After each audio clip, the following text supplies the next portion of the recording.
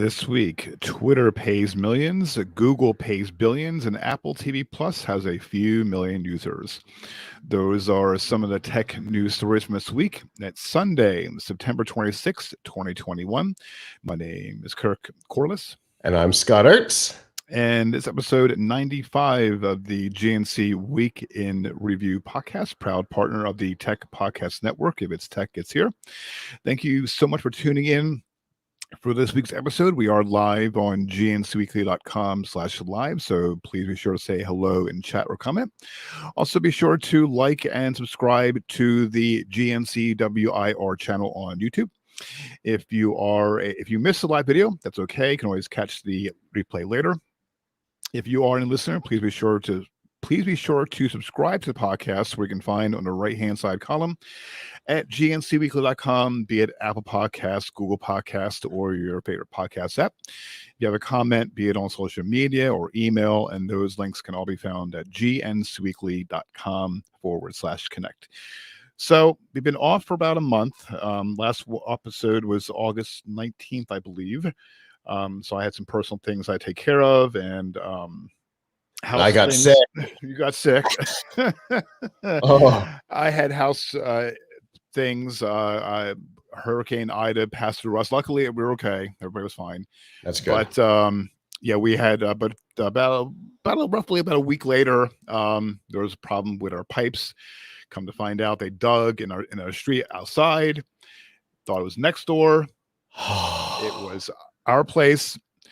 So the water department shut off our water. So I was supposed to do.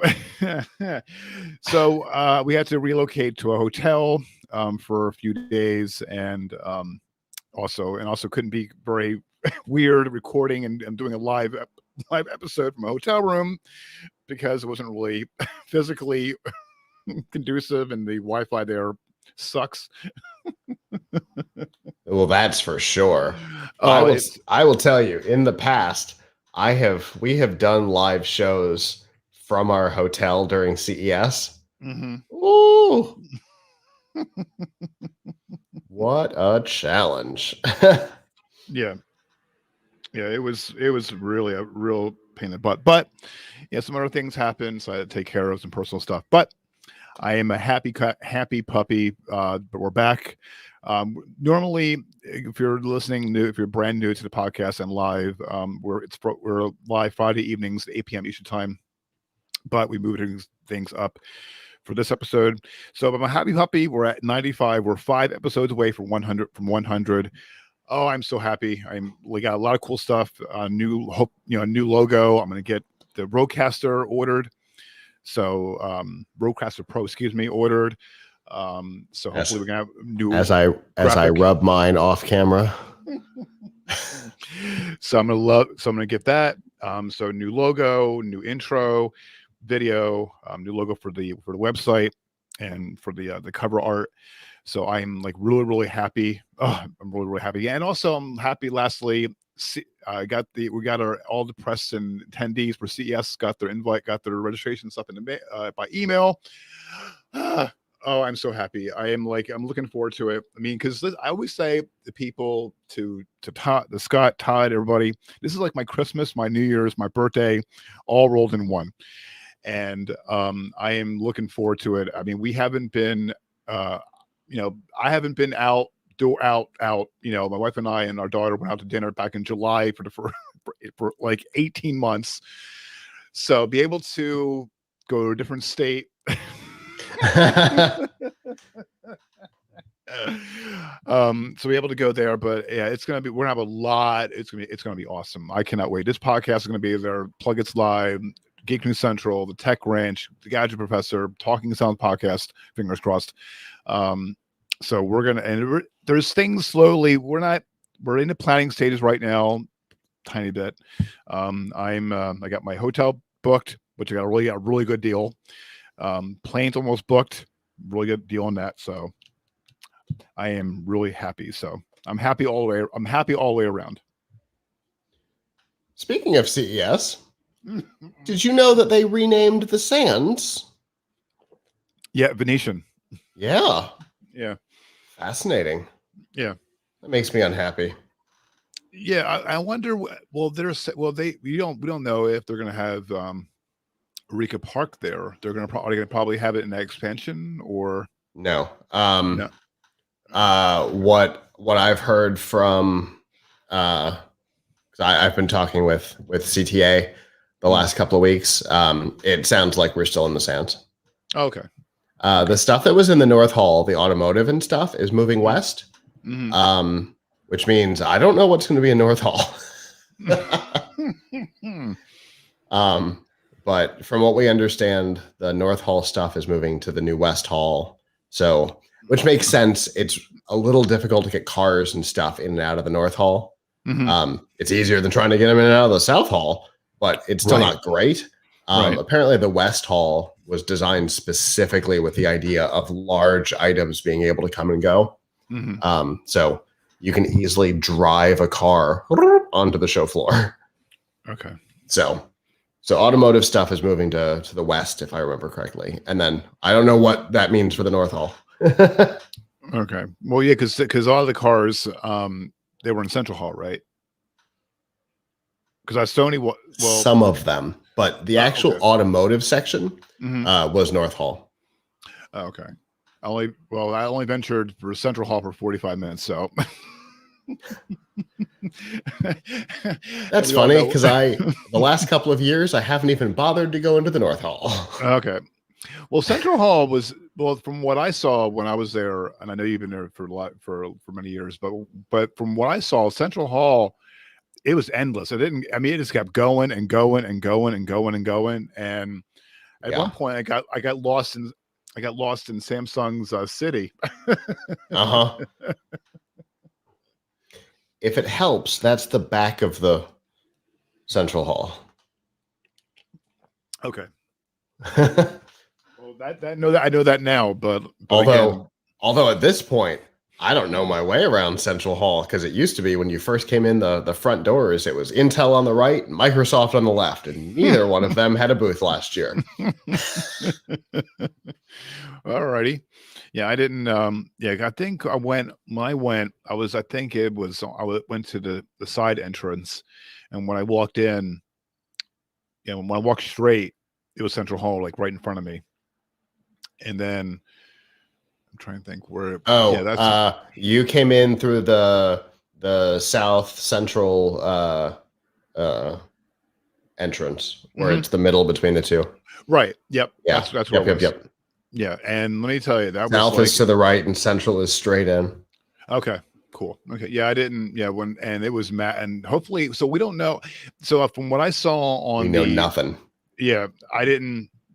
Yeah, there's very little information being dribbled out, because usually, I know they have the keynote for GM. The GM CEO is going to be doing a keynote. T-Mobile is going to do a keynote. Yeah, do a keynote. And that was it. And usually, but the news dribbles a little bit, more and more out. But like, again, I'm excited. So more to come. We're in the planning stages right now. So which we'll talk about. We'll discuss. We have a lot of new and exciting stuff coming. We're going to try some new stuff this year. So everybody should be prepared for that. Right. The studio is going to look different than it's ever looked before. We're doing some stuff. Cool. And I hope, and definitely, for this podcast and the YouTube channel, I'm going to definitely make it a point. Because I have things that I want to do, like behind the scenes stuff. Do the live blog we'll have, but I want to bring this, our YouTube channel and this podcast. I want really, we all want to bump it up a little bit by getting a lot more content, on it. And I am really, really looking forward to it. So again, more to come. And we'll tell you where to go to find it and all that good stuff. All right. So let's dive into this week's news. First up, Twitter has agreed to pay $809.5 million to settle a class action suit filed by shareholders in 2016. Investors allege that Twitter masked the company's slowing growth, while executives, including former CEO Dick Costolo and co-founders Evan Williams and Jack Dorsey, who is now the current CEO, sold stock for, quote, for hundreds of millions of dollars inside profits. Aren't they naughty? The plaintiff said Twitter was tracking daily active users as the key metric for engagement in early 2015, but it was still reporting monthly active user figures. The daily active users measurement indicated engagement was dropping or staying flat, according to the lawsuit. Twitter says the proposed settlement, which a court has yet to approve,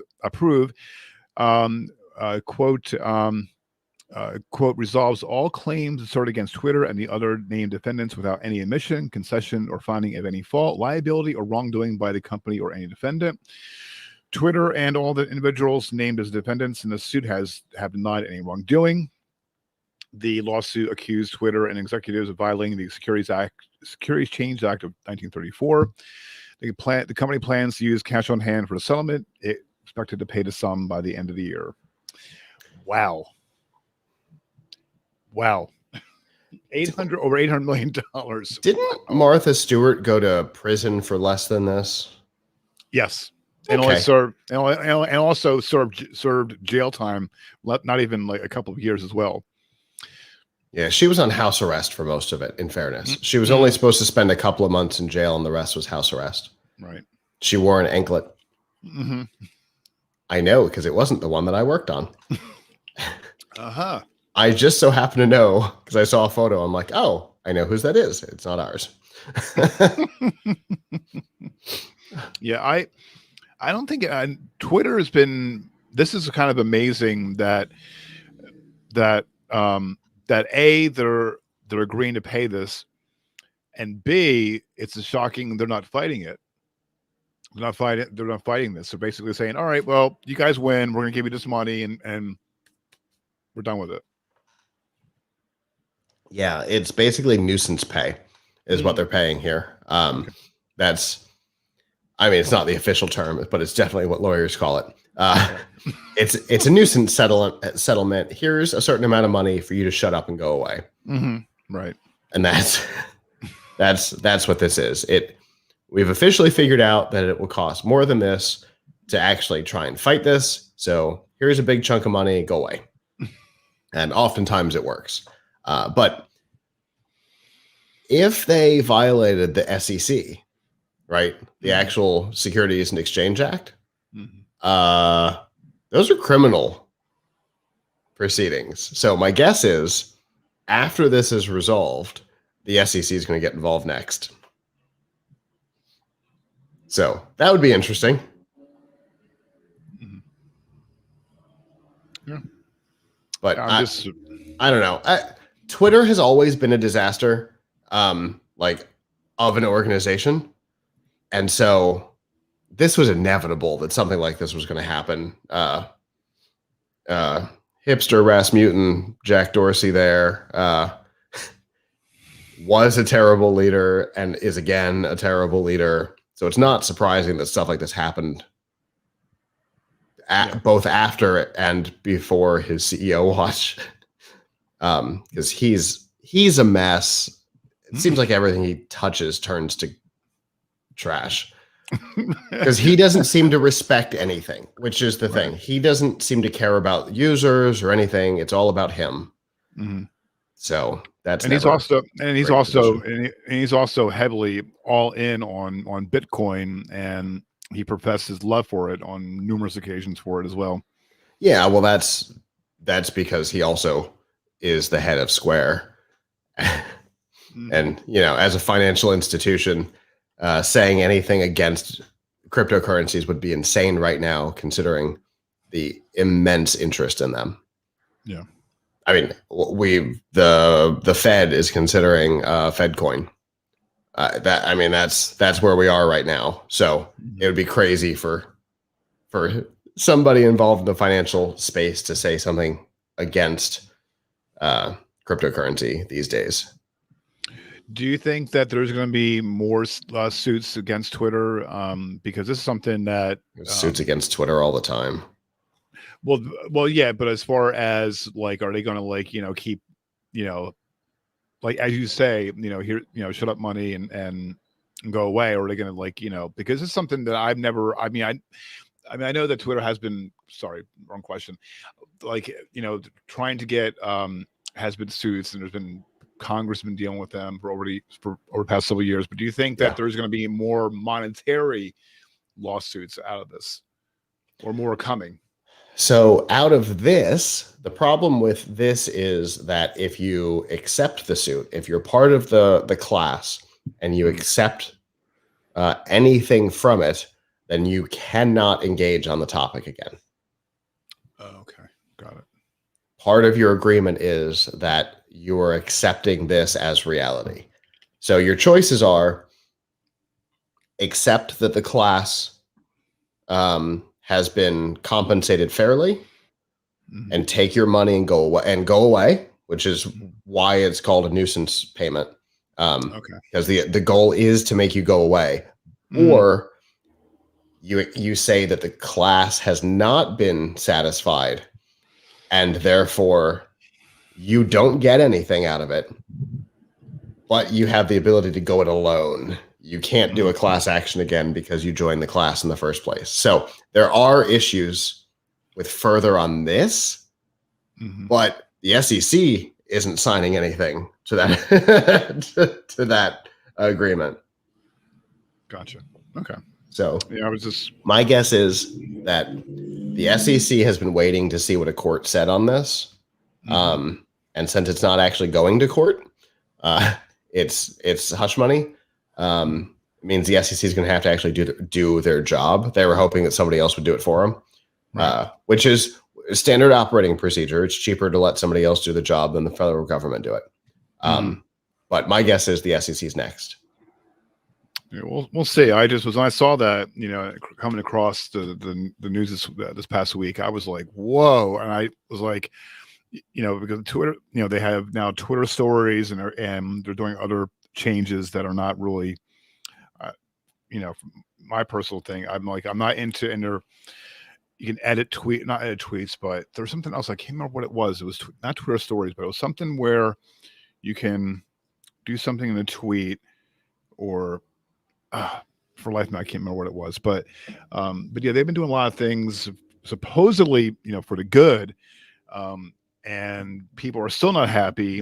And with this, I was like, whoa, holy crap. Yeah, especially in the earlier days of the company, and it's one of the reasons why Costello is not the CEO of the company anymore, is because he was an even bigger mess. Everybody, investors, the whole market, the founders, everybody hated this guy. And it's the reason why he was fired and replaced with one of the founders coming back as CEO, is because he was an absolute mess. And so something had to be done about it. And so it was. Gotcha. Okay. Well, we'll see what's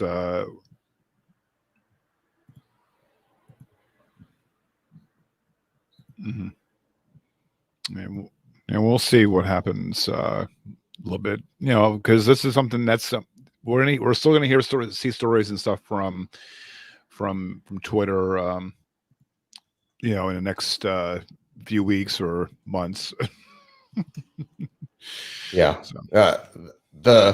The 2013 to 2017 era for Twitter is not over. This isn't the only lawsuit that we'll see from that era, but this will probably, unless the SEC gets involved, this will be the last we hear of this particular issue. But there are plenty more to look at.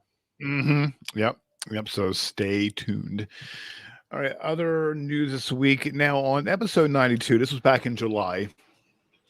We dissected on LG's OLED TV, and if you want it, it will be $100,000. And we were discussing, and also discussing on that episode, that you can get a house for it for $100,000. Well, Google has that and a lot more. So they said this past Monday it is paying $2.1 billion. This would it be $1 billion for a New York City building It is the largest American office deal since 2018. The deal is for a 1.3 million square foot waterfront building at Hudson Square in Manhattan that is set to be completed in 2023. The 12-story building at 550 Washington Street takes up two full city blocks. It was originally constructed in 1930 as a terminal for freight trains that ran on what is now the High Line. The deal signals that Google is planning to expand its in-person footprint in New York, even as it gives more employees the option to work remotely. The company currently has 12,000 Googlers in the city, and the city plans to add at least 2,000 more. Google's chief financial officer Ruth Porat said in a Tuesday blog post, quote, announcing a deal, quote, coming together in person to collaborate and build community will remain an important part of our future. It is why we continue investing in our offices around the world. In addition to the Hudson Square building, Google also plans to open 320,000 square feet in office space at Pier 57 in Chelsea. Of course, the politicians in New York are giving praise to Google. Mayor Bill de Blasio said in a press release sent out by Google, quote, Google's historic investment in New York City makes an enormous step for recovery. Kathy Hochul, meanwhile, said the deal was, quote, yet another proof point that New York's economy is recovering and building. That's good. So things are, I guess, maybe things are coming back to normal. And people are not, well, for me, my company, I'm working back in my building, in my office. So I'm happy about that again, after a year and 8 months. So Google, that's great. That's Google's like doing this, but wow, $2.1 billion. And when you have real estate in New York, it's not cheap. It's not cheap at all. Okay, so I've got some math for you. Okay.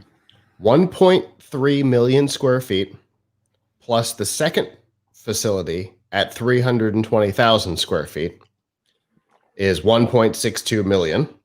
Mm-hmm. Yep. They've got 12,000 employees in New York right now, with 2,000 more expected. So 14,000 employees. That works out to just under 116 square feet per person. Wow. That doesn't seem necessary. Yeah. Well, especially when you're taking into consideration that half those employees are in studio apartments in New York that are smaller than that.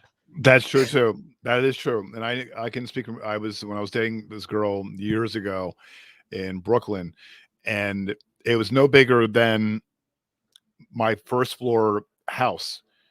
In my house, it's no bigger than that, and it was like a really small room, smaller than that where I'm in now.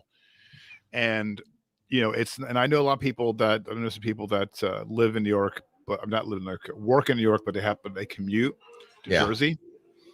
And when she told me how much it was for the rent that she was paying for, my jaw hit the floor. I was like, yeah, you're paying that amount for, wow. Yeah. Wait.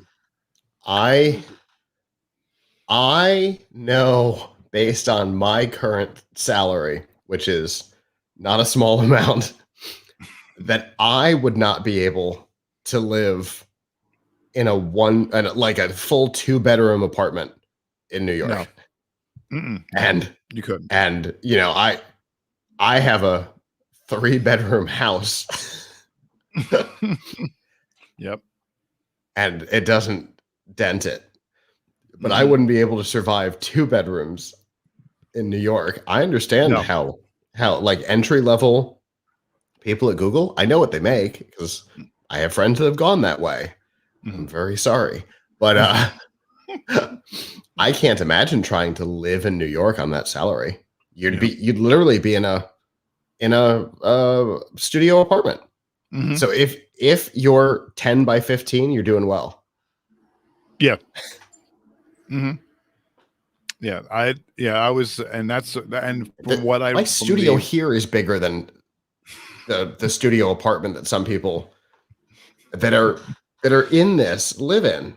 hmm I'm just it's great that it's great that they're bringing people buying properties, but but also in the same token is that they could do, I don't know, I guess when I saw that and they were saying that it's a record deal because they've had record deals, and I think I saw that there's another company that did the same thing. I can't remember. I wish I had pulled it up and I didn't, but I mean that's like, you can easily get so much out of so much space, I guess, maybe, but I don't know. Yeah, that's an insane amount. for sure. Mm-hmm. All right. Next up, Apple hasn't published all subscriber numbers for its TV Plus streaming service since it launched in 2019. According to CNBC, Apple told the International Alliance of Theatrical Stage Employees that TV Plus has fewer than 20 million subscribers in the U.S. and Canada. A few months ago, Statista published an estimate that puts the service subscribers number to 40 million by the end of 2020 in the U.S. alone. The firm admitted, however, that the estimate does not, quote, necessarily reveal how many paying subscribers use the service. CNBC didn't say whether the 20 million subscribers the company declared were paying customers either. It also didn't mention how many of those got their subscriptions for free. Apple used to give away year-long subscriptions to customers who purchased new iPhones, iPads, and Macs, but it shortened the offer to 3 months back in June. According to a report, having less than 20 million subscribers allowed Apple to pay production crew lower rates than bigger streamers. Under the current contract seen by CNBC, streaming services can pay their employees lower rates if they report less than 20 million subscribers to the IATSE every July 1st, becoming streaming profitability, quote, is, quote, presently uncertain. The union is negotiating for a better contract, though since current rules don't make an exception for tech giants like Apple. It also argues that streaming can no longer be considered, quote, new media. So I agree with that. Yeah, I agree that with last that. statement. I agree with entirely. Yeah, and also too, Apple TV Plus isn't really like as dominant. I mean, as far as the streaming service, I mean, Netflix. You have Netflix and Hulu and Amazon Prime # sponsored. Those are kind of your big three, right? Exactly. Then you've got kind of right below that you've got Disney Plus. Mm-hmm. Behind that you've got Paramount Plus. The only reason that survives at all is because of Star Trek, because it certainly doesn't have anything else to offer. Right. And then way below that, you've got Apple TV Plus. And the only reason they have, the last time they reported numbers, that they had any numbers, was because anybody who bought an iPhone 11? 12? One of those. Yeah.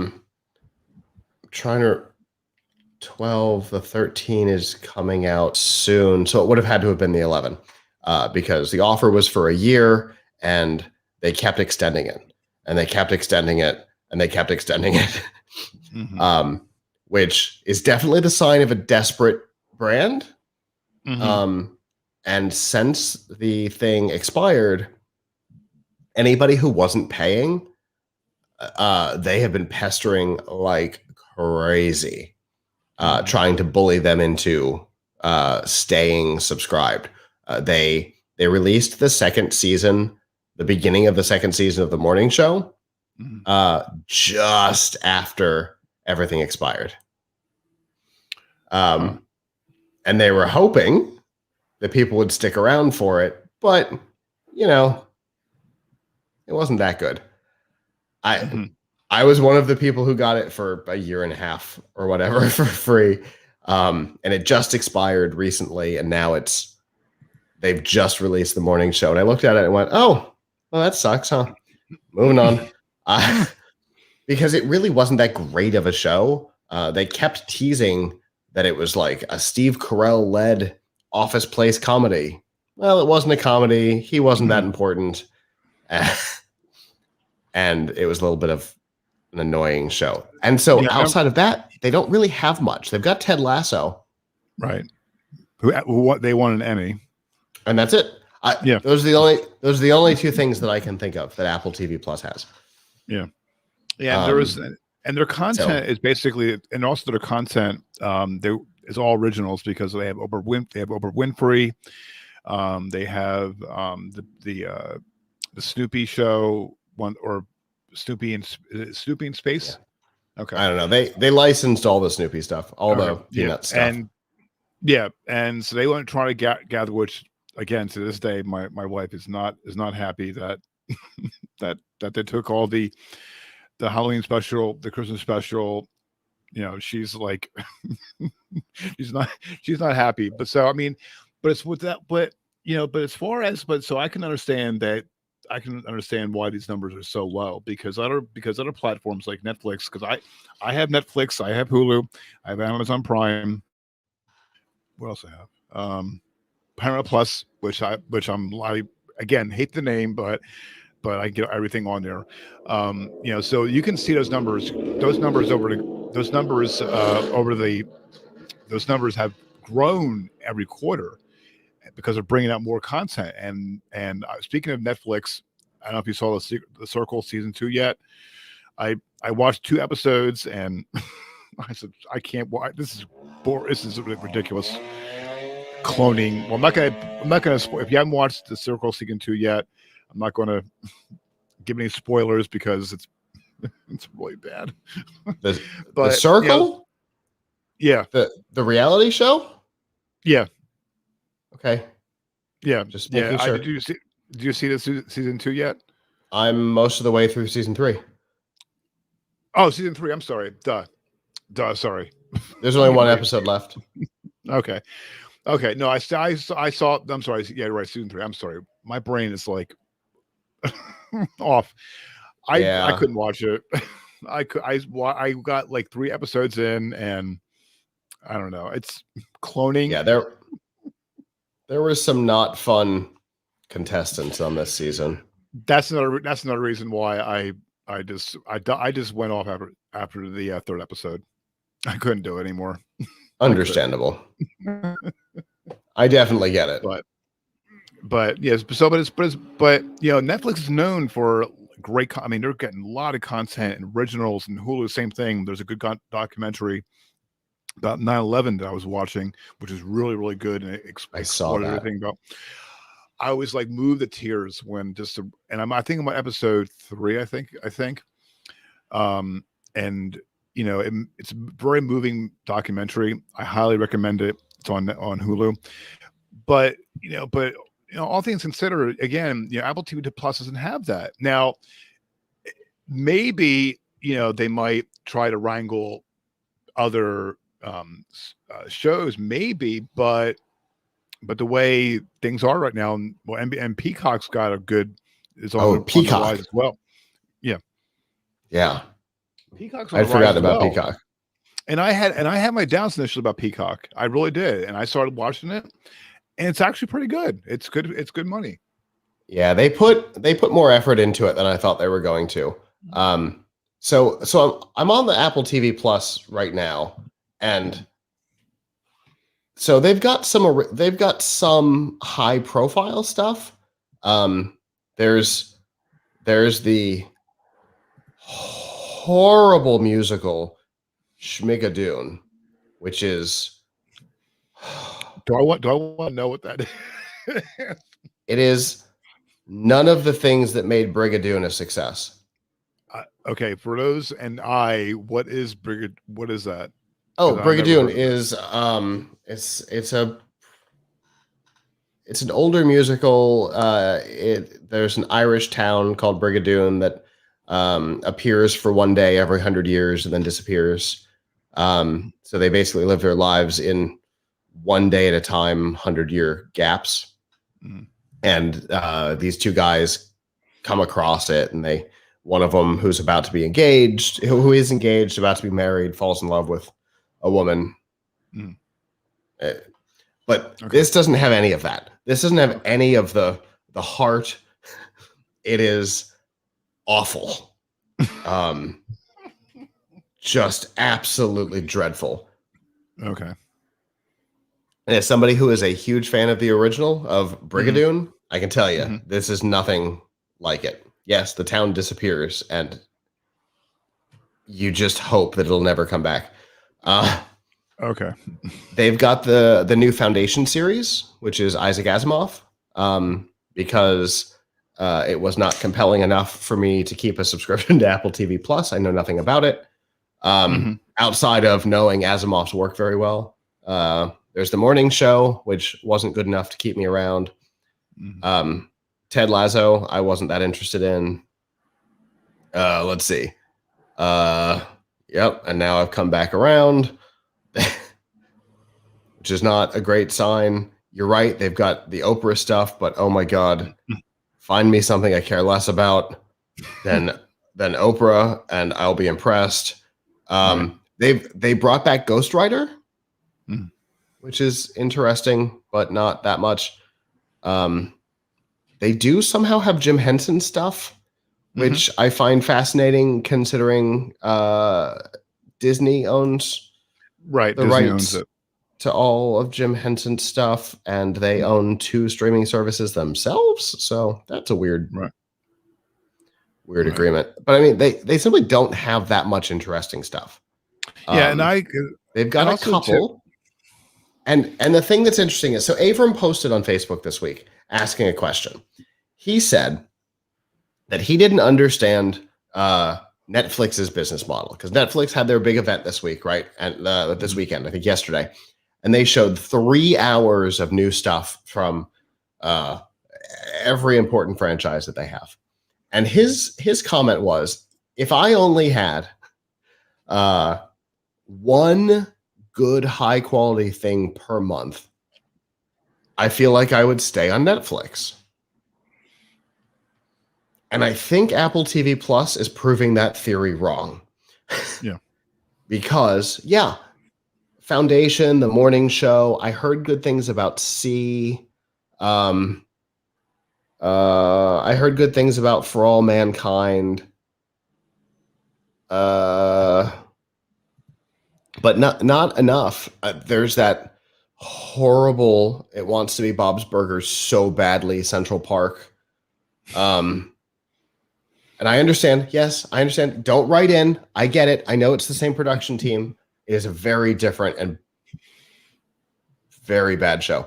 But so I think that they're trying to prove Avram right and failing at it, because I simply don't think there's enough to recommend it at this point. They are doing about one good thing a month, and I don't think it's helping them.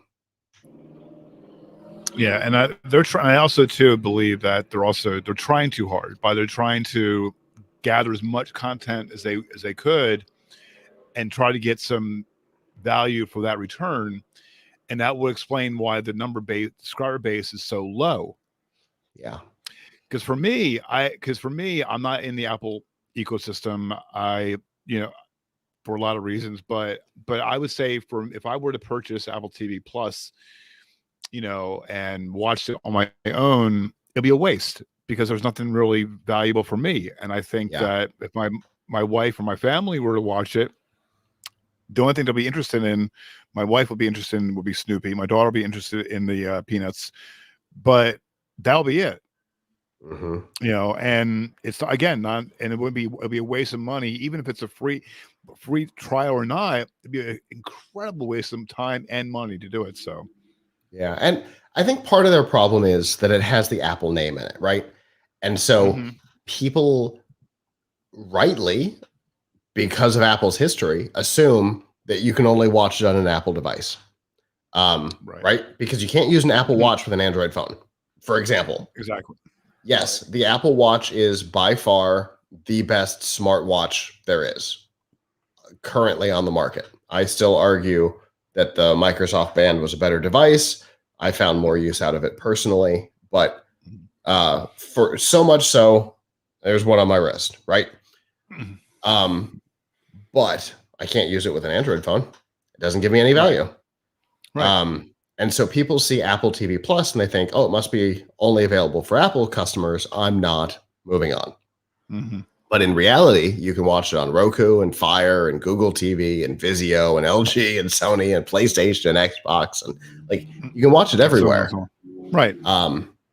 But people assume that it's an Apple specific thing. Rightly so. Apple has cemented that concept into people's minds. And so I think by putting the Apple name on it, they shot themselves.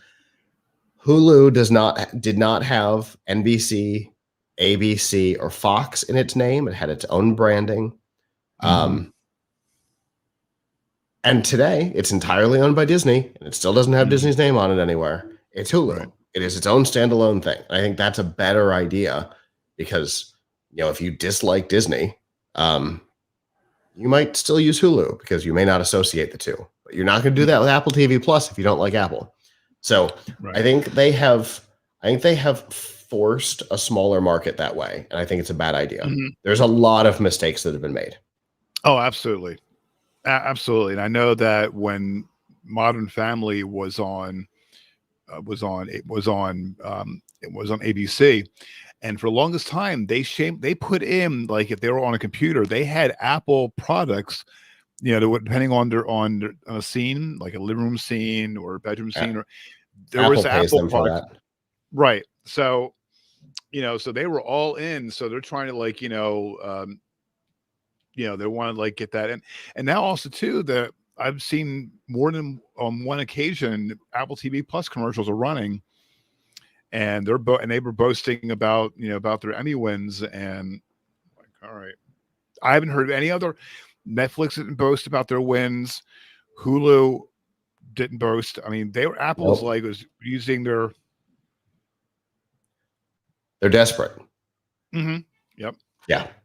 That's what it is. They're desperate, and it's not making them look better. You never want to date the person who's desperate for a date. And that's Apple right now. Good way to put it. Good way to put it. All right. And I'm watching the stream, and for the first time, like my internet connection is like going up and down. I'm like, what the hell? Oh my goodness gracious. Computers suck. Computers suck. Yep. All right. So it's up on Wednesday. Microsoft held its service event, and there's a lot to get into, and Scott's being the Microsoft guru. I'm going to lean to him on this. So we're going to dive in on these. First up is the Surface Duo 2. There's a massive, from what the reporting, or Micah was announcing the reporting about a massive upgrade for its Surface Duo dual screen Android device. Yeah. There's a new triple camera system on the back of the Surface Duo 2, including a telephoto lens, 2 wide angle lenses. Also there's an ambient screen on the device's hinge that displays your notifications and other information. And you can order the Surface Duo now, before it comes available on October 21st, excuse me. There is the Surface Pro 8. So before let's do these devices one at a time. So we got the Duo 2, right? So if you're watching on video, I have the Duo 1 here in my hand. Body-wise, it hasn't changed shape or size. What it has done is it's added a massive camera array to the back. And by massive, I mean massive. It is huge, sticking off the back of the phone, which I think is going to be a problem for them. The other thing that they've done is here on the hinge, like you said, they added like a wraparound screen, similar to the disaster that was the Samsung Galaxy Edge. But that was only a problem because when you were using the device, you would touch that edge and trigger things that you didn't mean to. With this device, when you open up the screen and you're holding it like this, you're not going to be poking at that screen. So Microsoft managed to figure out a way to make it a success, that concept a success, while uh, not wanting everybody to hate it, which is absolutely what happened with the Galaxy Edge. I remember Todd, when Samsung gave him a review unit, threatening to throw it within several hours because it was absolutely obnoxious. But yeah, so those are your big differences. It's also got 5G. If I remember correctly, it's also it's got NFC, and I believe it has wireless charging. Finally, thank goodness. But those were things that had to happen if a second generation was going to work. These other things weren't have to haves; they were nice haves, because the camera on the first generation, which is inside, here on the inside of the thing, worked well. It's a great camera, and you could use it as a front facing or a rear facing, but the addition of the wide angle and the telephoto and all those things that came in, definitely welcomed additions. And let me ask you this. So a lot of people are pointing this as not necessarily a phone, then people are saying a tablet. So is it really a phone? I mean, because when I saw people holding it, they were holding their phone like up like this, not to their face. So I mean, yeah, you can use it that way, but it's also, I mean, it's not a bizarrely shaped device to hold single-handedly. It's actually really comfortable to hold. It's kind of like holding an earlier generation Note before they went long with it, when it was still a wider device. So it's similar to holding a Note. You know, you can talk on it, you know, like a regular phone. You can also use it in speakerphone mode, obviously, which is how a lot of people use them anyway. So it's not, that's not a bizarre thing. A lot of people I know only use their phone in speakerphone anyway. So do I. Or with Bluetooth. True. But there's been like a lot of talk I've seen online, you know, the debate, is it a smartphone or is it a tablet? So you lean towards tablet, or do you lean more smartphone? I'm not going to lie. I think that this is the first phone that deserves the term phablet. I don't believe there's ever been another device that truly deserved the name now that this is out. Since this thing first came out, I'm like, yeah, this is what a phablet is. This is that hybrid between a phone and a tablet, because it is small and phone when you want it to be, and it is giant and tablety when you want it to be. Right. As opposed to a phablet, which is always the worst of both. You know what I mean? It's always too big to be a comfortable phone and too small to be a useful tablet. This manages, because of the hinge, because of the flip, it actually manages to do both really well. And the fact that you can flip it all the way around, right, which you can't do with your with your, you know, Galaxy Flip or Galaxy Fold, you can't use it in just half mode because the screen doesn't bend that way. You do have the ability to have a small format device and a large format device in one product. That's the thing that I like.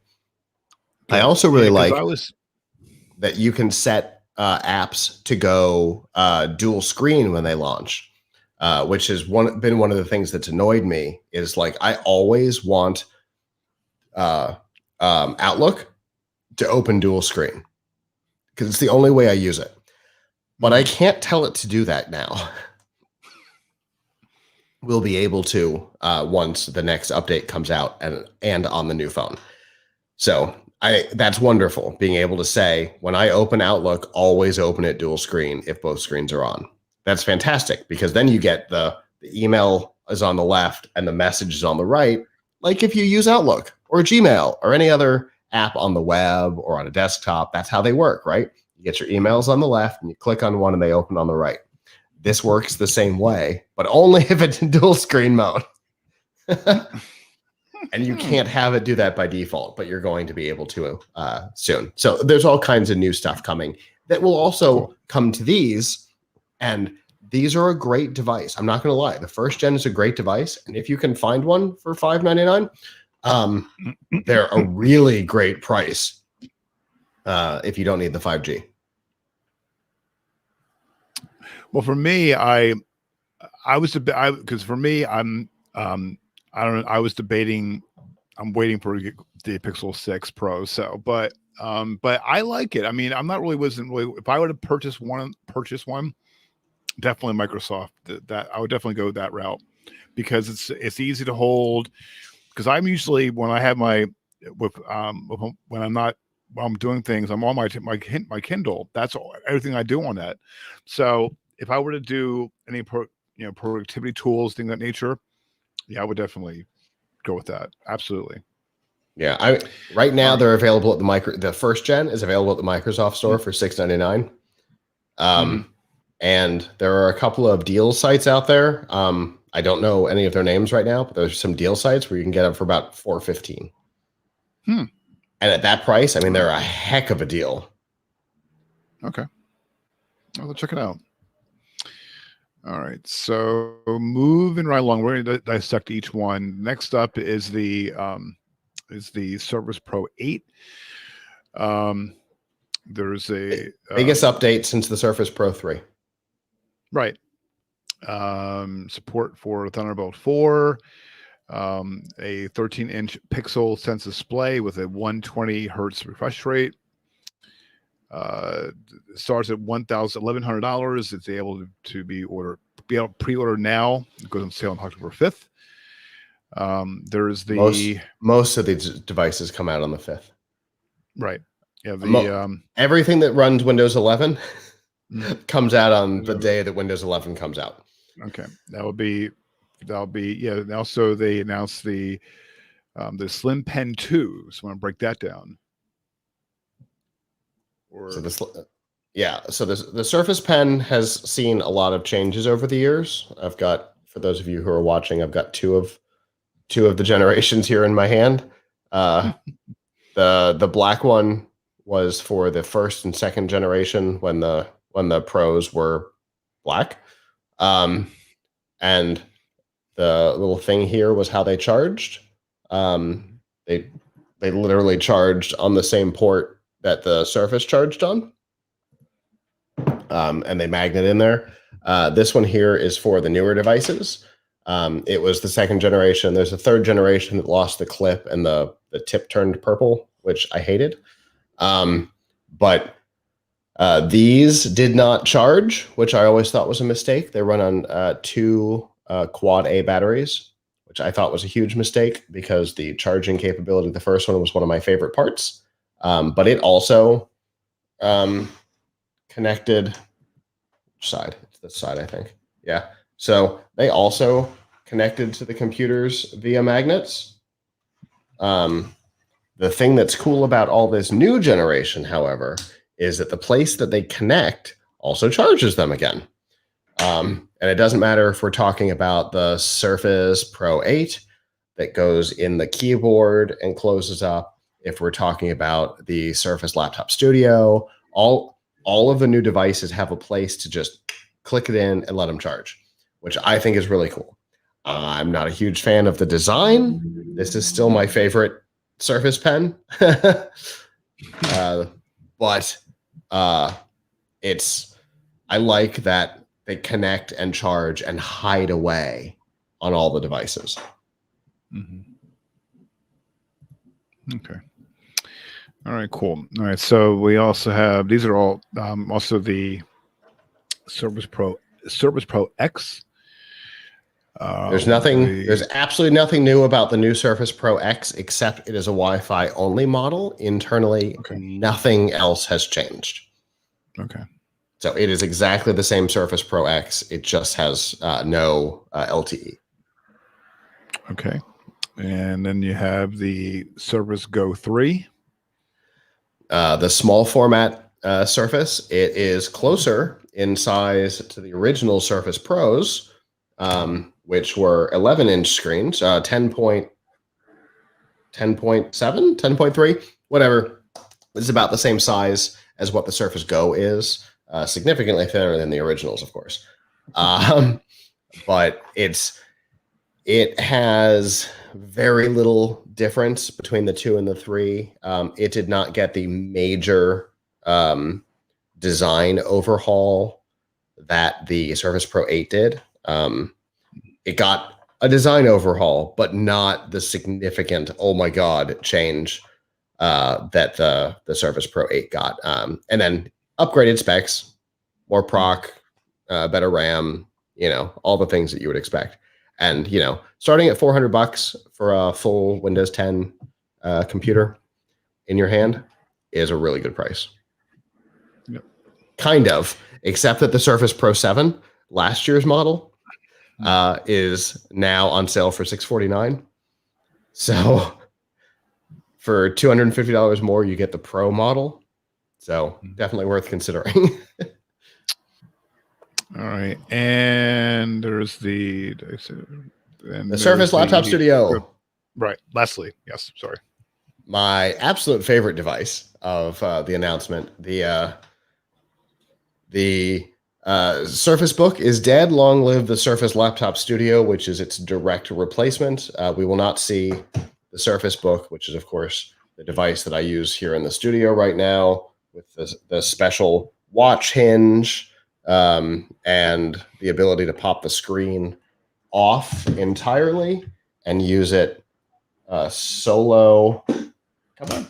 Use it solo as a tablet and leave the keyboard behind. This device is dead. We will not see the Surface Book in the future.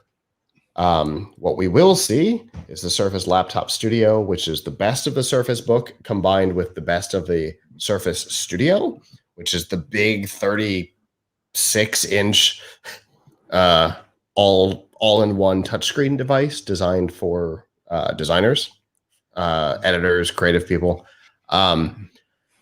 And this has both. So it's got that pull the screen towards you, which is one of the things about the Studio that designers really liked. It makes it feel more personal because you pull the screen towards you.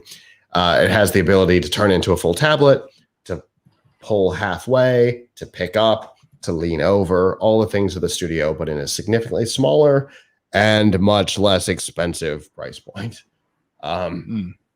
The last generation of the Surface Studio started at $3,500 and came with a processor that was old enough to not officially support Windows 11, whereas the Surface Laptop Studio comes with a completely modern processor, up to 32 gigs of RAM, a RTX 3050 video card, lots of high profile, high power devices specifically for designers. This is 100% aimed at creative professionals, designers, editors, things like that. It is likely to be my next device. Because excellent. I would be able to sit with a laptop at CES and edit and publish video from a laptop that's that small. Yes, please. And one thing was certain with the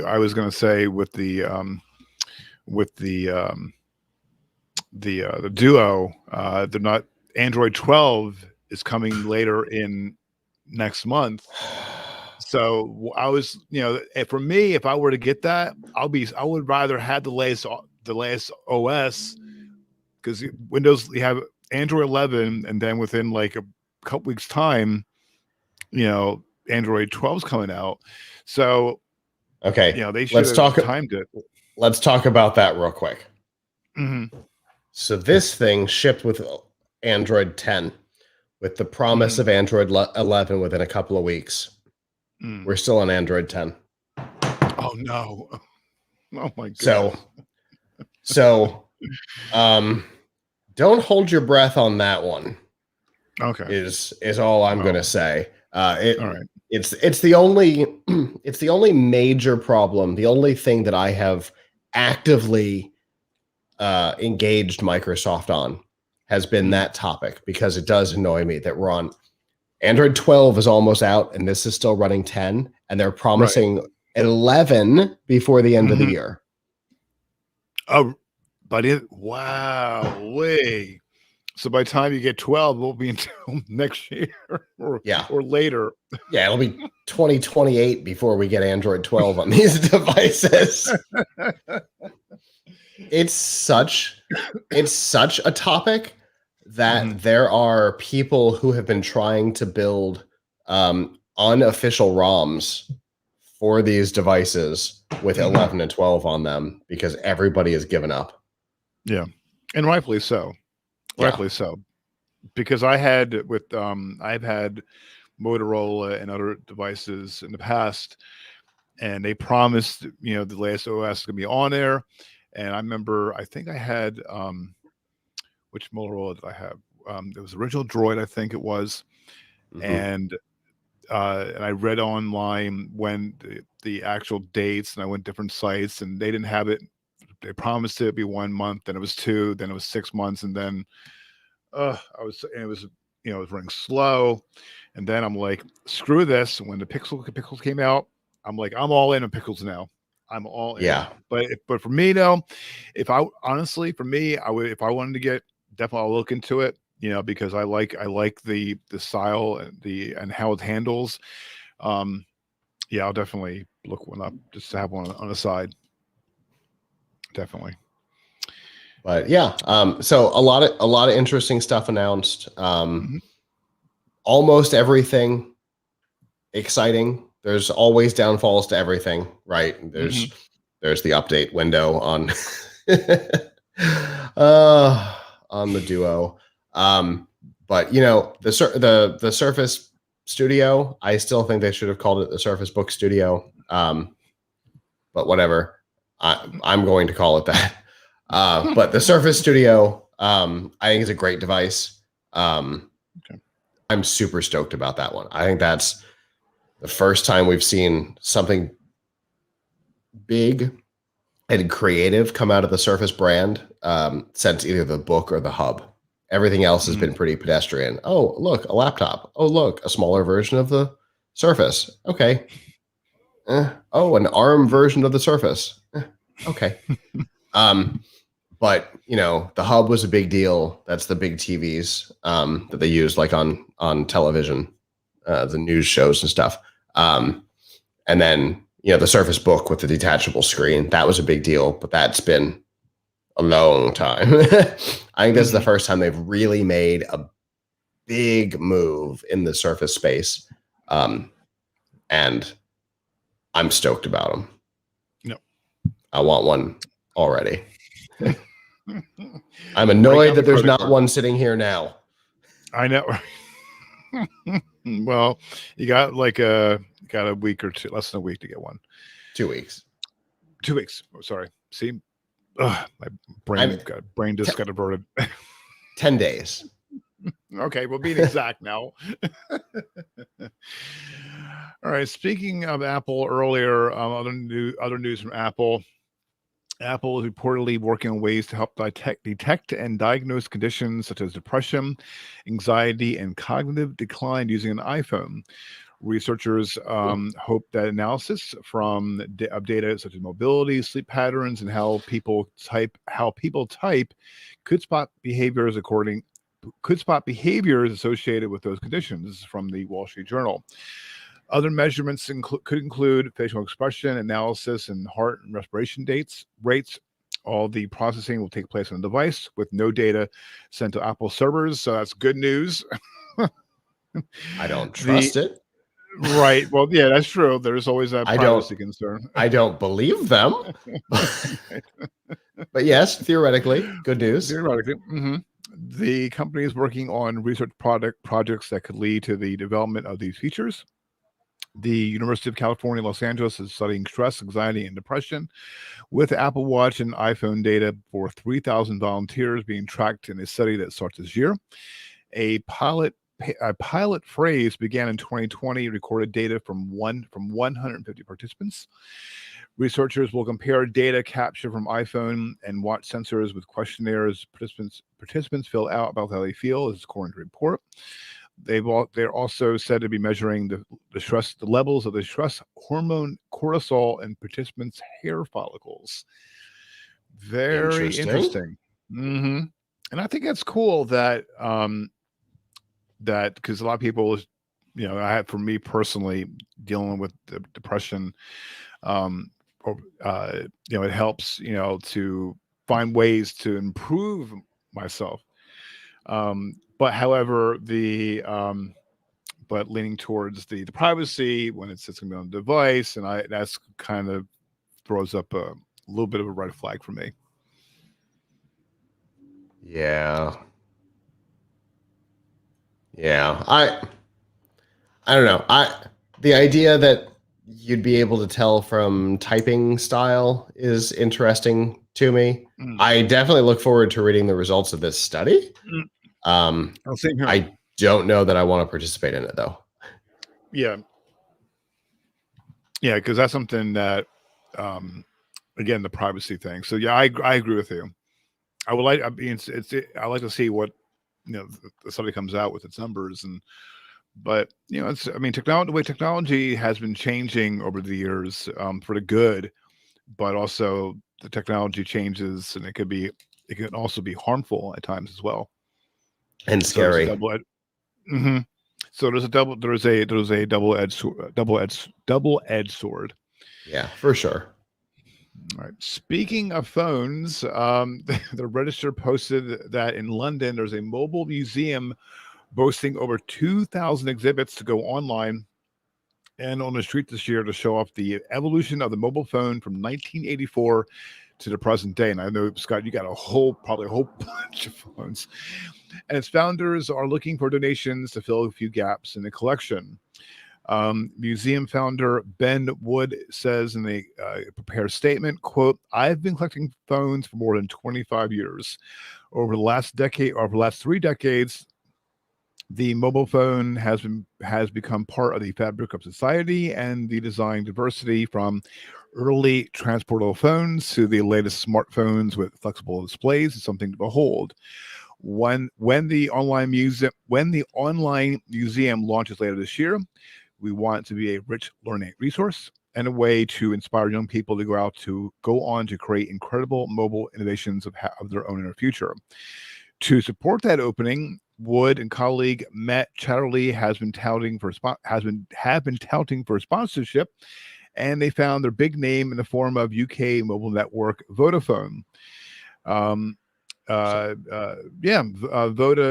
consumer director Max Taylor says, quote, we hope that by supporting Ben and Matt's unique museum collection, the most comprehensive collection anywhere in the world, we're able to help people reminisce about the devices they have had over the years. The financial terms of the sponsorship have not been disclosed. He also says, quote, and get excited about what devices might be able to do from the future. The plan is to have the collection available online from November of this year, then to run pop-up physical museum tours in the future. But the collection, while impressive at over 2,000 unique handsets, is incomplete. They're also looking for Wood and Charlie also looking for 11, they say, or reporting saying holy grail items to add, including the Nokia 950 sliding smartphone, the unusual rotary style Samsung Serene, the vintage Ericsson GS88 Penelope, the spinning Motorola Aura, and the just about luggable Mobria Senator from 1981, the predecessor of 1984's Mobria Talkman. And I was looking on their website, and I'm going to pull this up in a second so you guys can see. And we're going to do this. And if you guys are watching live right now, so there we go. And this is the website. It's very plain. It is very plain. And I'm looking, and if you guys are if you're watching live on the live video, this site is very plain. And there's the phone. And we're going to pull up what they want, the most wanted. And if you look, this is what they're looking for. The Tag Hero Meredith, the Motorola Aura. I think I have one of these, somewhere. There's I was going to say, should I tell them that I have 3 of the ones on this list? You should. I don't know. Oh, well, Any items donated will become the property and recorded as an unrestricted gift. Items not returnable after donation. If any items do not fit into our collection for any reason, they may be donated to other museums or recycled. Yeah. So, yeah, I have 3 of the devices on this list. Okay. I think I have the Nokia one. I think I have the Nokia 1011. I think I do. Yeah, I do. You do? Okay. I think I do have one too. I have a 1011. I have an N950, and I have T66. Okay. I don't think anybody has my this. personal collection.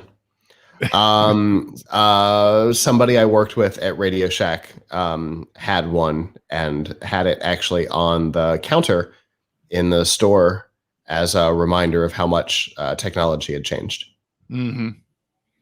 And it has. Go back to the tighter shot, by the way. Brought us back to the wider shot. Crap. It's been doing that weirdly lately. Yeah.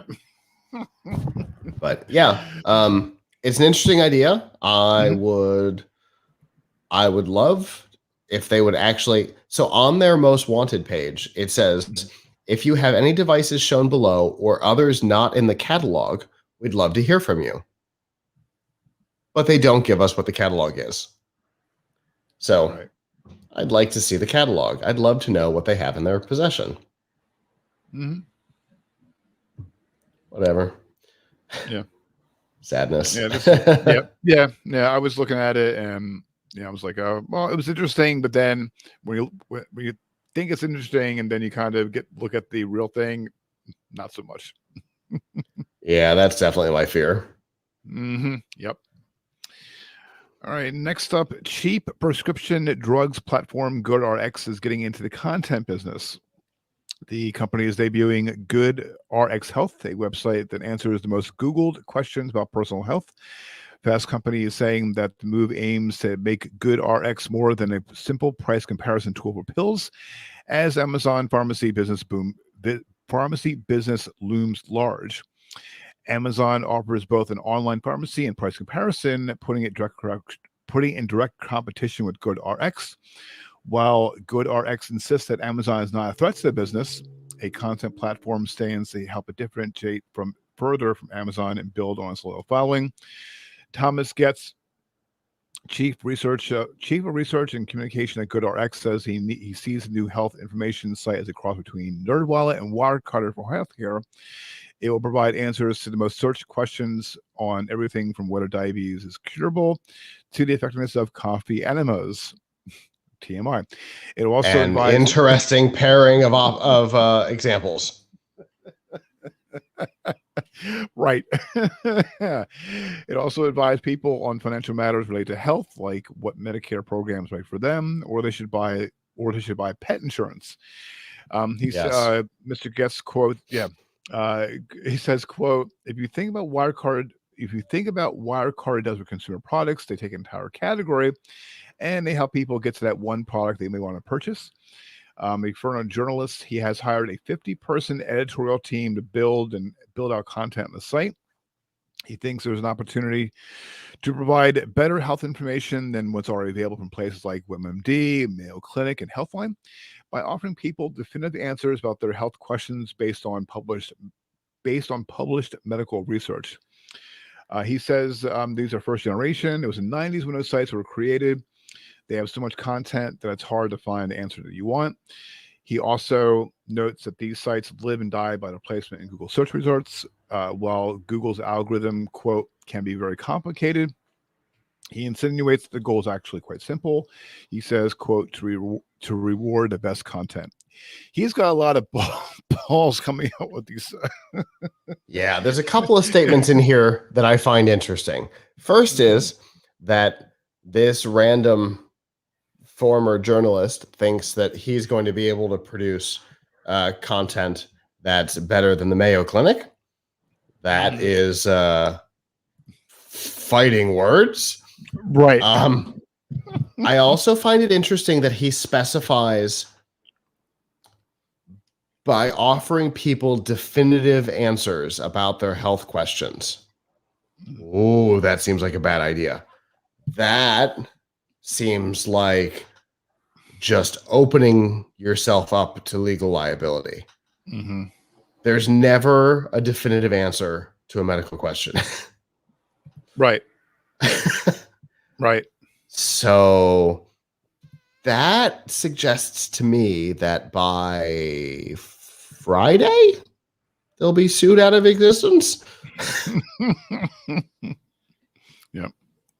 I mean, that just seems like a bad idea when it comes to medical and legal. Yeah. Nope. Seems like a terrible idea to claim that you have definitive answers to things. Mm-hmm. And also, too, I always say when you're,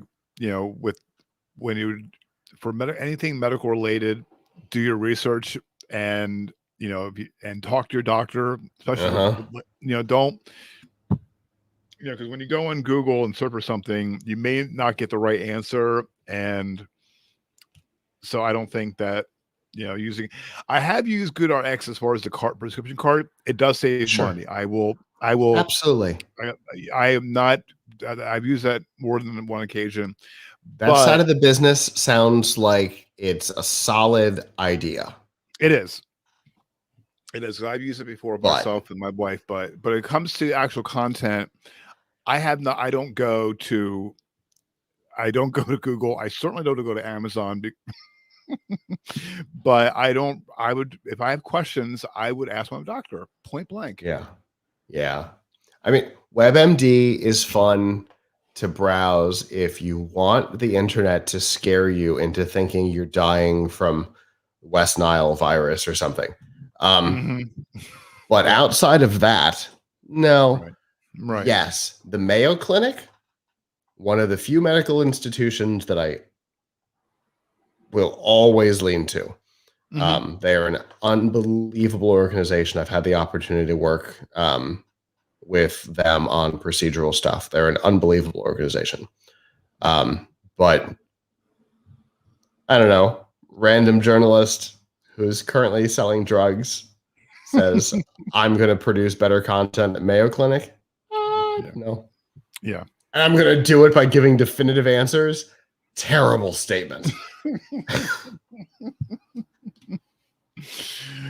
That's just go ask Elizabeth Holmes how definitive answers with no background works out from her prison cell.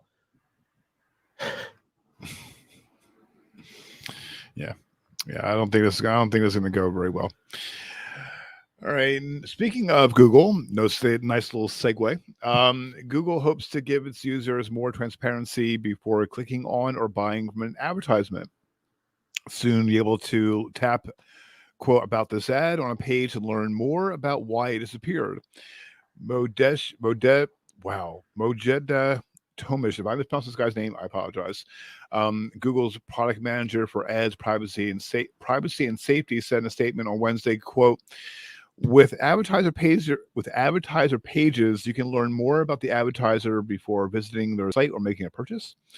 You'll still be able to stop seeing an ad and report it if they think it violates Google's content and advertisement policies. They can also see other ads as a company has run over the past 30 days, which could be helpful if they're unfamiliar with their brand. Yeah. Now, we all know that online advertising is huge for business for Google. For the quarter ending June 30th, Google parent Alphabet tallied more than $61 billion. That's probably why they'll be able to buy a building in New York. Would it be in sales? For basically nothing, the money they found in their couch cushions. Right. Absolutely. The vast majority of that from ad sales in the company's various platforms and advertising networks. Google said 30 million people interact with its ad controls and tools every day, especially on YouTube. Yeah. And I news it too. Google's new ad disclosure pages will launch in the US in the coming months on YouTube and Google's search engine and other countries in 2022. So I wonder if it'll give information all right. So on F5 Live tomorrow, we're going to talk about all the problems with Facebook. But one thing that they did a couple of years ago that I really, really liked was that they added an info button to external links. And if you mouse over it, it'll give you information like how long the website has existed. And I think that is fantastic information. And that would be great on ads like this. I would like in that about this ad, I'd love it to tell me how long the domain that the ad is ending on has existed, how long it has been under the current ownership. All of which they already have. And well, I know with YouTube, I know for me with YouTube, I have YouTube Premium because I couldn't do the ads anymore. Oh, it was annoying. Every 5 seconds, or however they have it tied into the to their pre-roll, I couldn't do anymore. Mm-hmm. I couldn't do anymore. And they're making a pretty penny with YouTube Premium, because I know several people that have it and swear by it, and and a lot of people didn't know. And I think what I was going to do last week when I was going to working on the show last week about how they explain how Google search works and what does actually mean, and what as far as their advertising. It's fascinating. I think there's a blog post on their site, I believe, on what is Google search, what does it mean, and how it breaks down, especially as far as their advertising. Because back in the day, a lot of people, people to this day think that Google does not profit from their advertising. They always thought it was just Google search and that was it.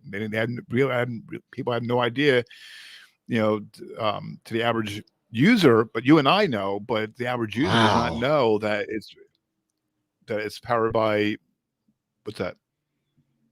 How did they think Google took over the world? Mm-hmm. It's definitely not because they have the best search results. Yeah, right. But now they know, a lot of people know that it's built heavily on advertising. Okay. People are fascinating. I used to have people come into Radio Shack with cordless phones, and you'd ask them when the last time they charged their phone was, and they wouldn't know what that meant. And then you'd ask them when the last time they changed their battery was, and they'd say, "There's a battery in this?" Oh my God. What did you think it ran on love? What? It's like, what are we talking about? I knew that. I used to ask people that, say that to people all the time. Did you yes, really? Sir, it doesn't run on love. That same manager who used to keep the old cell phone on the counter, first time I said that in front of her, I thought she was going to faint. She could not believe that I said that to a customer.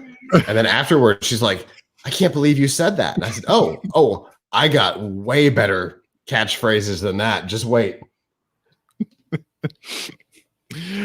I like that.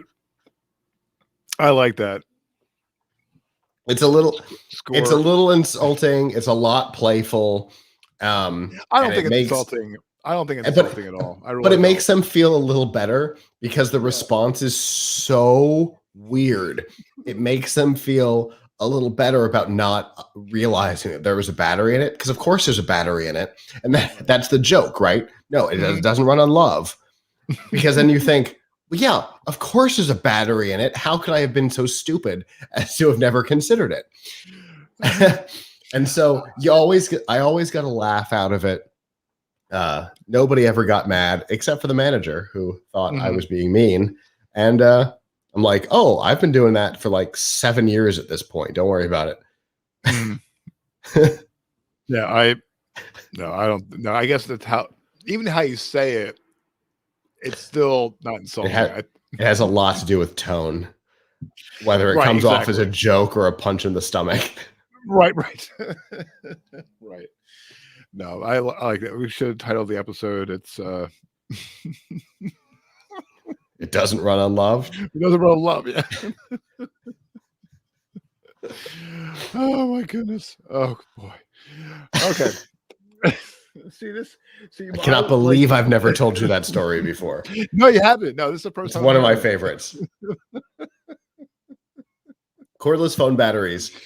somehow That's a real created some love. of the absolute best jokes. Oh my Because you goodness, I always had needed people that. come in. I need a battery for my cordless phone. Great. Do you have the phone and the battery with you? No. Okay. Can you go? Can you go home and get one of those? No, I'll know it when I see it. No, you won't. Yes, I will. All right, come here. Here are the 60 we carry in the store. I got another 400 I can order online. Do you see it up there? Well, these all look the same. Yeah, looks can be deceiving.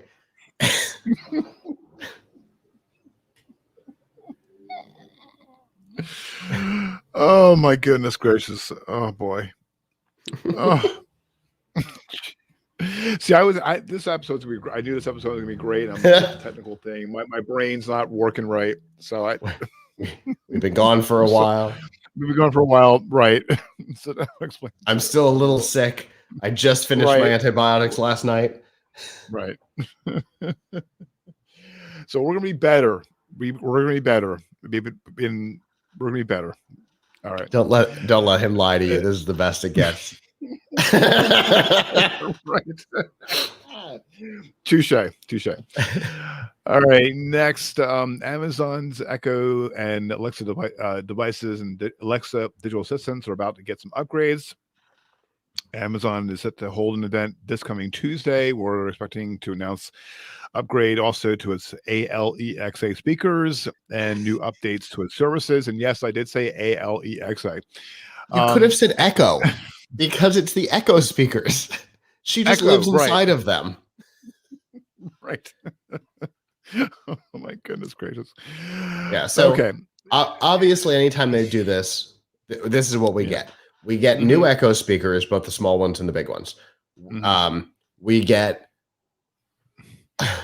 upgrades to the digital assistant herself, and then we get a collection of weird things. We never know what those weird things are going to be. Sometimes it's a clock, sometimes it's a microwave. Half the time they explode. But those are the things that we get at these events. We get new Echo speakers, and it's about time for some new Echo speakers. We get upgrades to the digital assistant, sometimes announcements of new partners, and then we get the weird stuff. And the weird stuff is my favorite to talk about because why do you need mine too?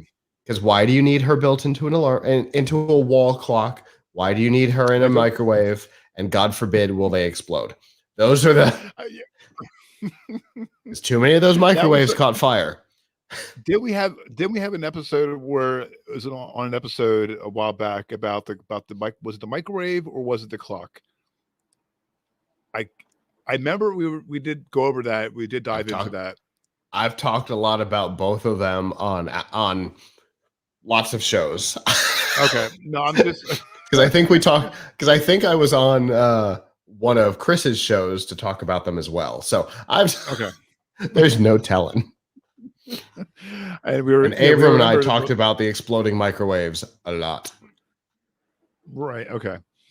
Yeah. So there's not a lot of details about it. There will be next week. But we'll definitely, it's invite only, and I didn't get an invite, so neither did you. So no, Abram might have. So, yeah, that's true. So we'll know. somebody in our circle might have. Right. So we'll know more of what's going on. We'll find out in our next episode. So I'm going to call an audible because we're running long.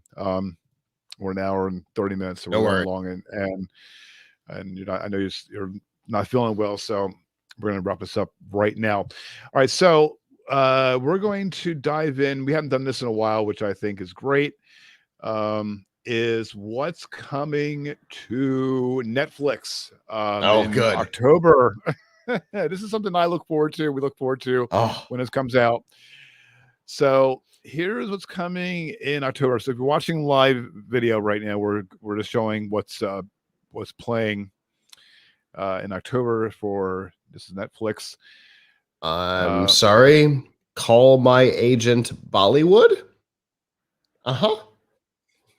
Sure. Why not? That doesn't sound bonkers. Okay. So let's see, October 1st. I need to know Diana the musical. Please tell me that's not about Princess Diana. Oh, it absolutely is. It is a musical about Princess Diana. Oh my God. Okay.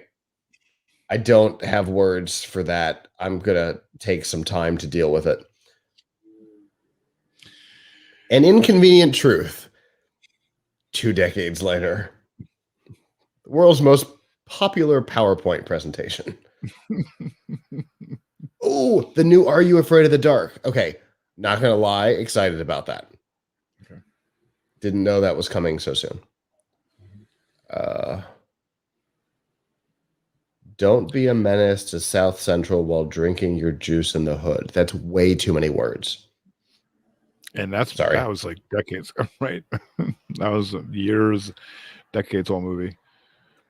The 2007 Hairspray. So that's the John Travolta version. Mm-hmm. Yep.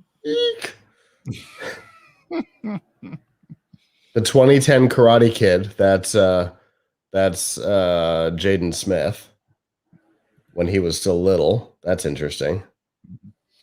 I'd have forgotten about that until just now. Oh, we finally have an announcement on One Seinfeld is coming back to Netflix October 1st. Yep. Okay. They also just got 30 Rock back, by the way. I thought it's be on Netflix or on Peacock. Right? Netflix. Oh, okay. Oh. Huh. It's also still on Peacock. Netflix doesn't have the exclusive, but it's back on Netflix as of about a month ago. Huh. I was shocked. The Spy Kids trilogy. Step Brothers, one of the funniest movies ever. Agreed. Without question, one of the funniest movies to ever exist. Mm-hmm. Agreed. Mm-hmm.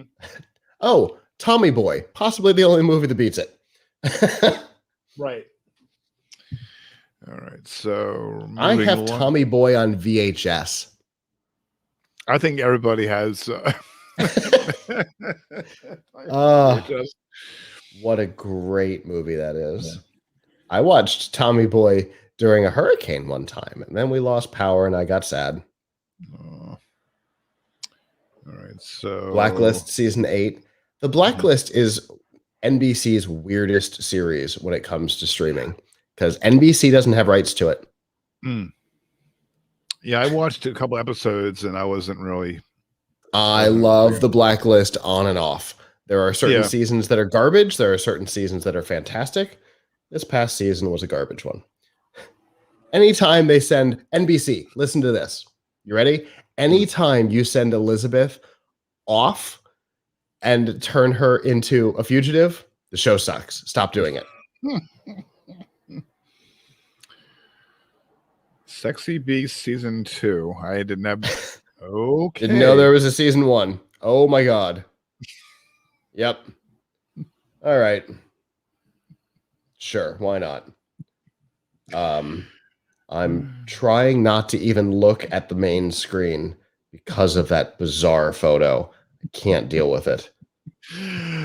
Oh boy. There's something called Shark Dog's Fantastic Halloween that is coming out on the 15th. I don't know what to do with that information. I think we're going into the rabbit hole of shows and films now. Yes. Sex, Love, and Goop. I absolutely saw that. I was going to say that has to be with Gwyneth Paltrow. All I have to say is thank goodness that we do not have smell-o-vision. Courageous couples. Anybody who gets that joke, congratulations. It's gross, and I apologize. Okay. There's definitely a series called Sex Unzipped that's coming on the 2017th, and I apologize for using that verb. It was not intentional. Yeah. How is it that the further we get into October, the less Halloween stuff there is? How is there no real Halloween stuff? It's all sex stuff. There's nothing Halloween except this dog shark or whatever it was called. That's the closest we get. Yeah, Netflix has lost their minds this year. They're, as you go further in the Can't do it. Okay, moving right along. Let's go to Hulu. Maybe Hulu is going to be so Less weird, less weird, more Halloween. Right. And speaking of the ad, get out of Right? Okay, so Air Force One was a good movie. AI, the Will Smith movie is a good one.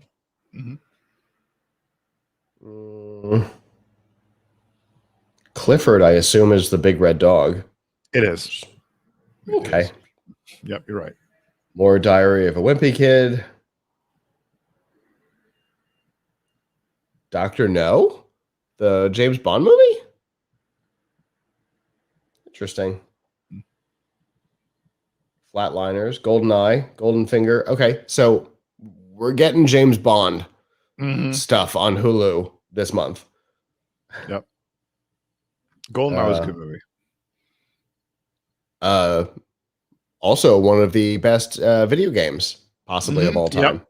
Agreed. Oh, I would play GoldenEye for hours on N64. Oh, did you know there was a 360 version that was scrapped like 6 weeks before it launched? No. Yeah, because I think the studio shut down. Yeah. Okay, this is fun. The 1998 Lost in Space movie, which is fun because who has the rights to Lost in Space? Oh, right, Netflix. The original Mad Max, the Love Guru. All right, so we're getting some SNL nonsense on both platforms. That's fun. I mean, Sleepless in Seattle is a classic. It's not good, but it's a classic. Oh yeah, so I knew this was going to happen, and it's weird. So for those, I mentioned earlier in the show that the only thing holding Paramount Plus together was Star Trek. They're losing all of the movies at the end of the month because they're all going to Hulu. Interesting. Yeah, which CBS Viacom does not own. And they're the only company who has never had ownership in Hulu. Oh, wow. Because I thought that Paramount owned. Oh, wow. Holy wild, isn't it? Wow. That's crazy. Wow. It's absolutely wild. All of the originals up through and including Nemesis, all of the originals are all moving to Hulu on October 1st. That's crazy. Wow, that's crazy. Yeah. It's another one of those things. Like on F5 Live, we talked a couple of weeks ago that Universal is doing this weird thing where movies after they leave the theater will come to Peacock exclusively for like an hour, and then they're hyperbole. I think it's 3 months, and then they're going to Amazon Prime, which again they do not own. Right. It seems like these things they would be trying to prop up their own streaming services with, and yet here we are. Nope. Right.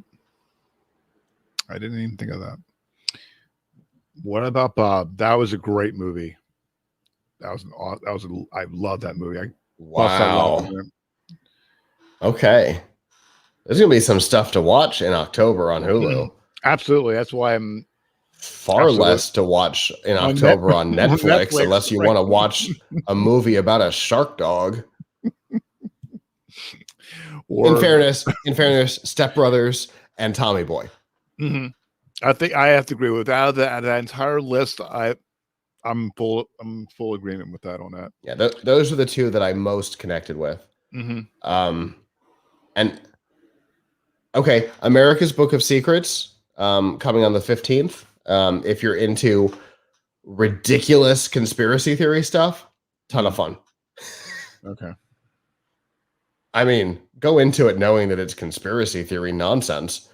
But if you like that, it's a ton of fun. I cannot wait to tell Chris Jordan. I bet, right? Yeah. Now after the first, it falls apart. Okay. Oh no, leaving on October 16th is something called the Skeleton Twins. Again, not a whole lot of Halloween stuff. Right. The Evil Next Door. I don't know what that is, but it sounds at least scary. But it could just be a true crime series for all I know. Or movie. I don't know. Anyway, that's weird. Yeah. So But I enjoy it. Lots of stuff coming on the 1st to Hulu, though. Tons of stuff. Definitely. We'll have a link. We'll definitely have a link up in the show notes so you can check out what's coming to Hulu. So I think I'm not going to lie. We should start cutting this segment out and publishing it separately because it's so fun. Agreed. Agreed. Yeah, definitely. I think, or as far as like post-show content too. Blippi's Spooky Spells Halloween is coming on the 1st. I finally found a Halloween thing. Oh, okay. I don't know what it is. It says 2021. Okay. It sounds kiddie. Something called Blippy definitely makes it sound like it's a kid's thing. But still, at least it's something Halloween themed. Right.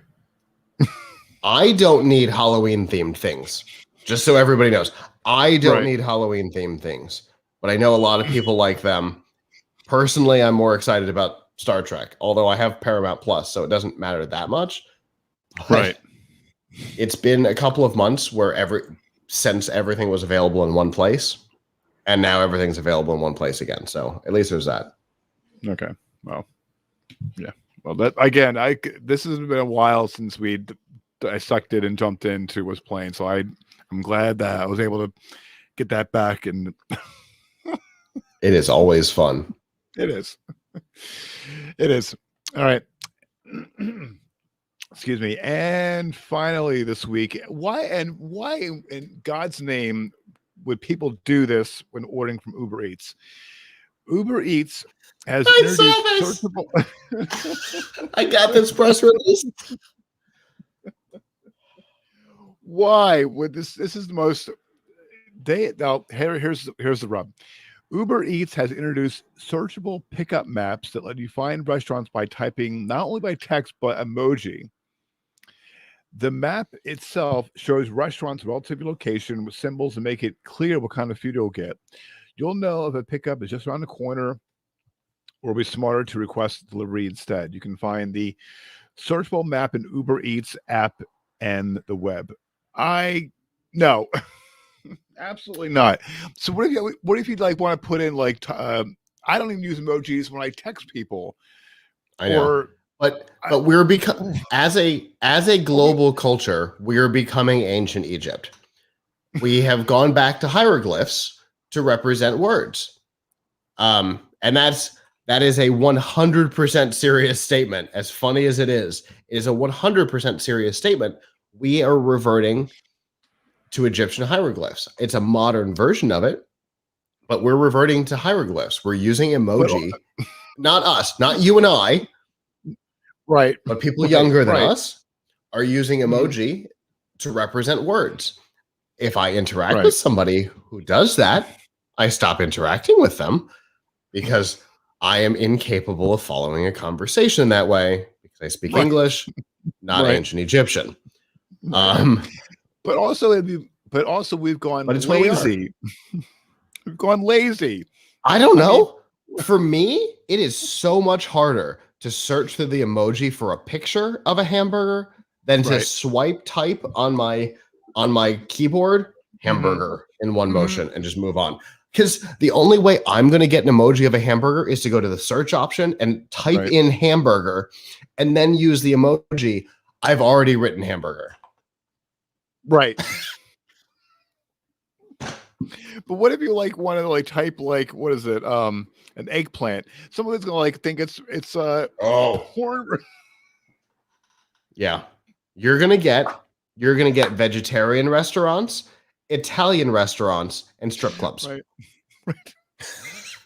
Maybe brothels if Right. they advertise on Uber Eats. Although I don't imagine that they do. You could, I guess you could have that delivered. I'm just gonna stop there. I don't know what we're rated. I'm gonna stop there. Well, no, we're good. We're good. We've been clean. We've been clean. So the whole time. So I can comfortably say stripper. I don't know if I should comfortably say the other one, but I No. guess you could have both of those delivered. right. Although I suppose that would be more of a delivery in a regular Uber than Uber Eats, but that's Oh boy, we're gonna go. We're gonna go into a rabbit hole that now we're not going to be able to climb out of. And has this gone into effect yet, or is this coming? it's now. Great. It's now. Fantastic. Search for I don't know how to use this on this phone. Let me see. If we're gonna try it now live on air, we're gonna try. If you're listening No right match. now, No match for eggplant. Okay. So if you're listening to the audio, we're searching for certain things on Uber Eats. Are you on the app or on the website? Oh my God, a burger absolutely worked. So if you're watching live, I got 2 burger places by using the burger emoji. Interesting that the refresh rate of my screen and my camera are that different. It's fascinating. Let me see if I can. What other things can I search for? Let me see. I'm gonna try it myself right now. What about a potato? No. You can't order potatoes. My recently used emoji list is getting interesting, though. All right, I'm gonna try. I'm gonna. I got a pancake house when I used a pancake. Nothing for mushrooms or carrots.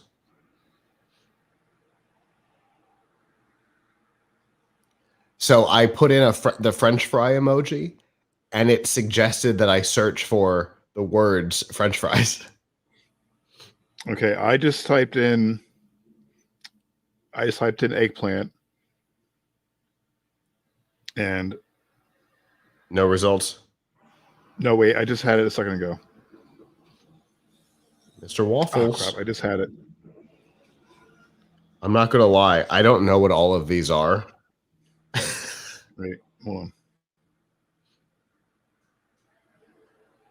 Got a dumpling house. Okay, I got. Here we go. Crap. This is for eggplant. Really? Interesting. Yep. That makes me sad that I didn't get any results. See, yours, that's interesting. Yours is putting the word in as well as the emoji. Yep. Mine's not doing that. I am also using the Android version of the app.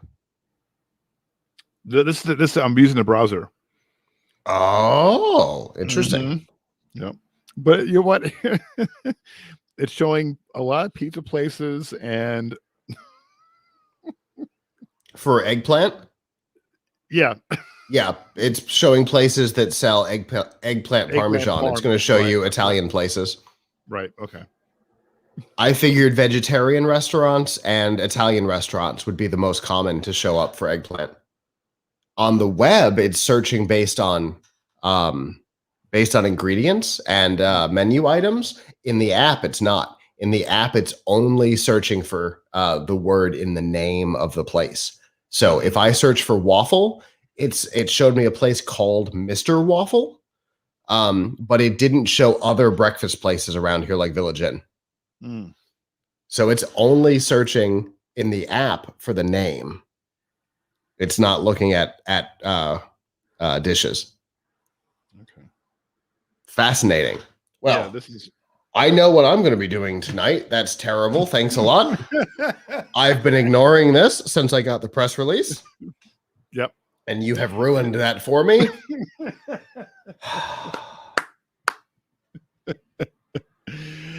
Oh my goodness. That's this is why I love this that's why I love you guys. Love you, Scott. I really do. And this is the best. And this is like we've gone off the rails and my oh my goodness. All right. With that, because we're running really long. That is we're almost 2 hours. All right, that is the tech news for this week for Sunday, September 26, 2021. Thank you so much for tuning in for this week's episode. It was not a train wreck, I promise.